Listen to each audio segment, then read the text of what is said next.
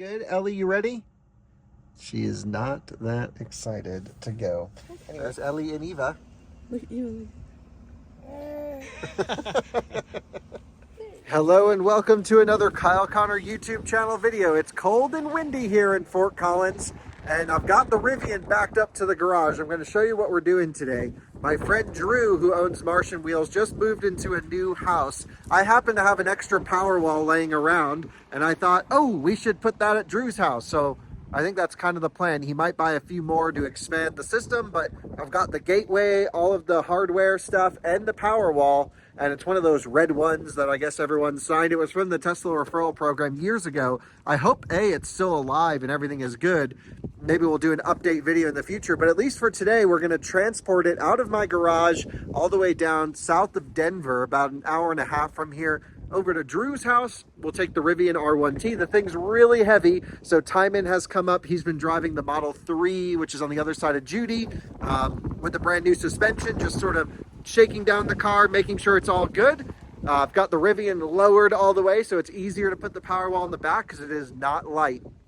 And yeah, let's go bring it down. Hello. Hello. Thanks for coming up. Yep. And I've sort of started to clear a path. I put the Rivian in super low suspension. How much does this thing weigh? The Powerwall? Yeah. Don't know. It's not too bad. It's like 400 pounds, I think. So it's easy for us. I think we can do it. I did it with my dad when we moved here. But there it is. This garage is a mess. But yep. One Electric Avenue, Sparks, Nevada. So we already got it on the dolly, which makes it a little bit easier. The bottom bit. The dolly. What was that? It never left the dolly. Right, yeah, we just kept it on the dolly. And I don't actually know whose dolly that is. Probably from the racetrack. Yep, probably from the track. So let's somehow finagle it out of here. We'll throw it in the Rivian. I'm charged up to 85%, which should be more than enough to do the run to Drew's and back. And just a quick little easy afternoon project. Making progress. And by we, I mean Timon. Looks pretty heavy there, buddy. Yeah. Kind of awkward to move around. Okay, let me get this toolbox out of the way. It's heavy. So, yeah, I mean, I think the way we get it in is just probably load it in onto these wheels and then strap it down. What do you think? I think that's the easiest way of Yeah, getting just it. keep it on the dolly. And if we can actually close the tailgate, that would be ideal. Should we measure that really quick? It'll fit. Either way, it's going in, so what does it matter? Let's just back her on up to the truck and chuck it in. Well, after a couple cuts and bruises, you even got your official Tesla jacket on here. Yeah, big Tesla guy. Yeah, yeah, driving a Tesla, wearing the jacket, Oh, no. putting Powerwalls in this thing. So yeah, we got the Powerwall in. I got the little runner here. I closed the tonneau cover right to here. Somehow my tonneau cover is working. I have no idea how, because it's not clean. I just use it all the time, and I think that's the method to stop it from bricking itself. So yeah, we don't even just strap anything down. It's just in there, wedged. The Tesla wall isn't moving at all. Yeah, So Powerwall's not going anywhere. This doesn't even have room to move with the tonneau there, so great. Thanks for coming up. That was worth the hour drive. Yeah. What I need to do is actually pull the Model 3 here because I'm going to run that battery health test. So you drove it here, pretty low state of charge. Yeah, It's at about 5 now.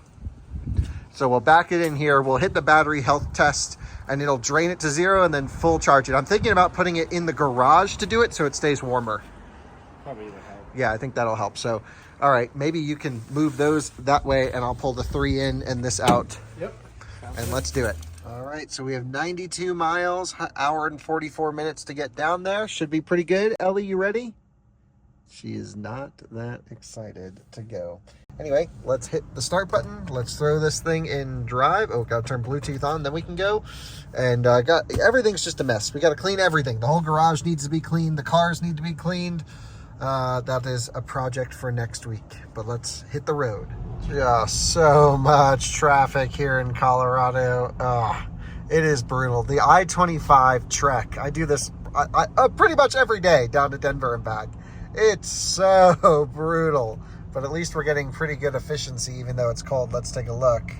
tire pressures could use a couple PSI, but look at that, over 2 miles per kilowatt hour in the cold. And that's just because we're creeping along at 20 miles an hour. Timon's behind me in the GX, and it's going to be a long cruise, Ellie. She's already gone to bed.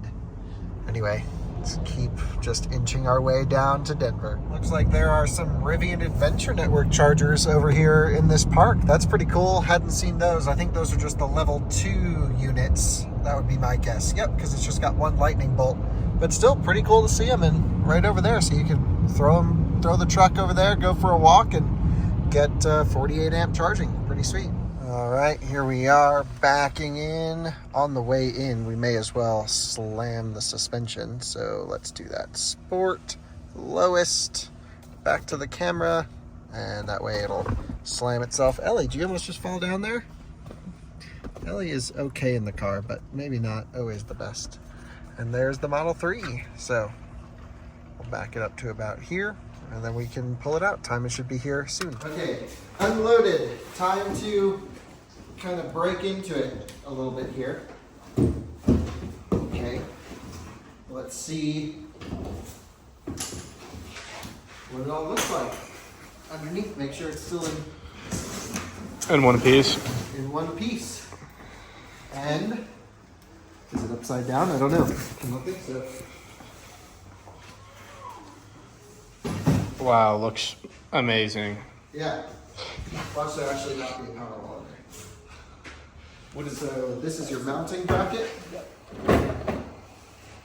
And then Drew, if you could take those plastic pieces out. Oh my god, it says Tesla. It says Tesla. There we are. Here's the packing. This is one of the signed by Elon ones? I think so, yeah. It should be a red one. Nice. Pretty sure it is. Nice. So direct ship to the track. Cool. You even get a little QR code. But there you go. There's the Powerwall. There's all the supporting boxes in the truck as well. Gateways, hookups, and everything. Yep. And Amazing. yeah, cool. Well, this will be fun. You'll see a video at some point, who knows how long, hooking this thing up and setting it up and going through that process. You should really get another, like, 10 of them. Yeah, I know. Yeah, we're gonna need, if we have a Cybertruck coming, we're gonna need maybe a couple more. Yeah. Or maybe it'd be cool if you could use the Cybertruck as a Powerwall. True. That would be ideal. That would be. But Yes, there you go. bi-directional. Powerwall delivered. Awesome. I think we should look at some user manuals and see if there's any way to make sure it turns on, because it's been sitting for a while. So in their, I guess, technical manuals, they say you need to check it every year. Okay. And so there must be a checking procedure This for is like storage. what, 3 years? Yeah, with 3 no check? years. Okay. Right, but it was shipped at, and it must be on one of these papers. I was just trying to look for it. Maybe it's on this. But it says somewhere it was shipped at 26% state of charge, Okay. if I remember correctly. Okay. And maybe, I don't know, it said somewhere 26%. Anyway, we're gonna dig into it, peel the cover back a little bit, see what's going on. And yeah, hopefully we can see if this thing turns on. Awesome. Just cover them. Hey, roommate. Ellie, look, There's Ellie and Eva. look at you. There you go. Ellie, it's a baby. And well, there we go. Powerwall's dropped off, and we couldn't turn it on or figure anything. I mean, we flipped the switch and didn't see anything. My only concern is that it slowly drained over the 2 or 3 years that it sat. But I seem to remember a document stating that it was shipped at 26% state of charge. Let's just hope it still has some in there. Drew's going to get it installed over the next few weeks, and I am heading back up to Fort Collins. Instead of the 2 hours it took to get down here, it's only predicting 1 hour to get up there. So I am looking forward to less traffic. Onwards, back up to home we go.